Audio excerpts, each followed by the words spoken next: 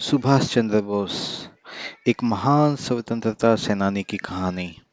सुभाष चंद्र बोस, जिन्हें नेताजी के रूप में हम लोग जानते हैं, भारतीय स्वतंत्रता संग्राम के महान नेता में से एक थे। उनकी आवश्यकता और योगदान ने भारतीय स्वतंत्रता संग्राम को एक नई दिशा दी और लाखों भारतीयों को स्वतंत्रता की ओर मोड़ दिया। उनका जन्म 23 जनवरी 1897 को कटक, उड़ीसा में हुआ था। उनके पिता का नाम जानकीनाथ था और मां का नाम प्रभावती। सुभाष चंद्र बोस ने अपनी प्रारंभिक शिक्षा कटक में पूरी की और फिर कलकत्ता में पढ़ाई की।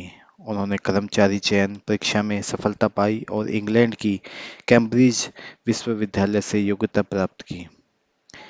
नेताजी की युवावस्था में आकर्षण स्वतंत्रता संग्राम की ओर जाने की ओर था।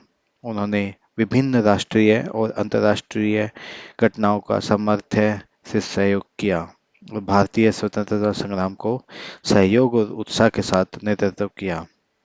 उन्होंने अपनी उच्च शिक्षा को कॉलेजिएट ऑफ कैम्ब्रिज, इंग्लैंड में पूरी की। वहां पढ़ते समय उन्होंने अपने देश के बारे में गहरा ज्ञान प्राप्त किया, जिसके कारण वो स्वतंत्रता संग्राम में कूद पड़े। उनका महत्वपूर्ण कार्य उनके भारत वापसी के बाद शुरू हुआ, जब उन्होंने भारतीय राष्ट्रीय कांग्रेस से अलग होकर आज़ाद हिंद सरकार की स्थापना की। उन्होंने इंग्लैंड में जर्मनी जाकर आज़ाद हिंद सरकार के लिए समर्थन प्राप्त किया और वहां से जापान पहुंचे, जहां उन्होंने आज़ाद हिंद सरकार की सहायता की। तुम मुझे खून दो, मैं तुम्हें आज़ादी दूंगा।